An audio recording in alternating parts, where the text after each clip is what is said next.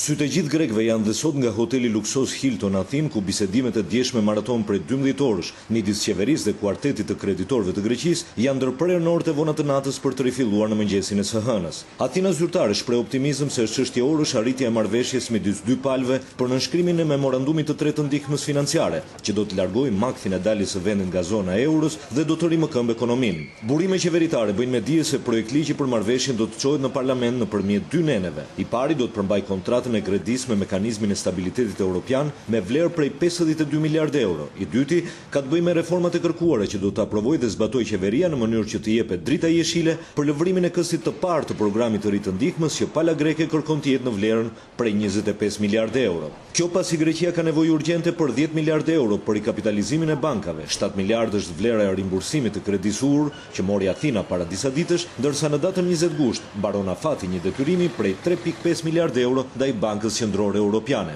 Bisedimet e sotme përqendrohen te kërkesat e qeverisë për krijimin e një organizmi të ri shtetëror, që do të merret me rregullimin e kredive të këqija që kanë arritur një vlerë prej 90 miliardë euro, ndërsa kreditorët kërkojnë që ato të kalojnë fondeve të huaja. Gjithashtu mosmarrveshje ka ende për kontratat e punësimit, tarifën spitalore për gjithë qytetarët pa përjashtim, pagesat me 100 këste të detyrimeve shtetërore nga bizneset private, si dhe për prerjen e pensioneve të parakohshme. E pazgjidhur është ende edhe çështja e përdorimit të ardhurave nga fondi privatizimeve të pasurisë shtetërore me kreditorët që kërkojnë të procedojnë sa më shpejt shitjet e aseteve publike, ndërsa pala greke që thekson se nuk është kohë e përshtatshme dhe nuk ka çmime të arsyeshme për privatizime. Sipas dy ministrave grek, atit financës dhe atit ekonomisë, të dy palët po përpiqen që këto negociata të mbyllen deri të martën në mbrëmje, në mënyrë që marrëveshja të shkojë më pas në parlament dhe të aprovohet atje deri të njëjtën. Në shtypin e së dielët gjithsesi, përsëri shumica e artikujve politik kanë theksuar se zgjedhjet e parakohshme janë shumë afër pasi tashmë linja qeveritare e kryeministrit Tsipras, që konfirmohet dhe përforcohet çdo orë që po kalon,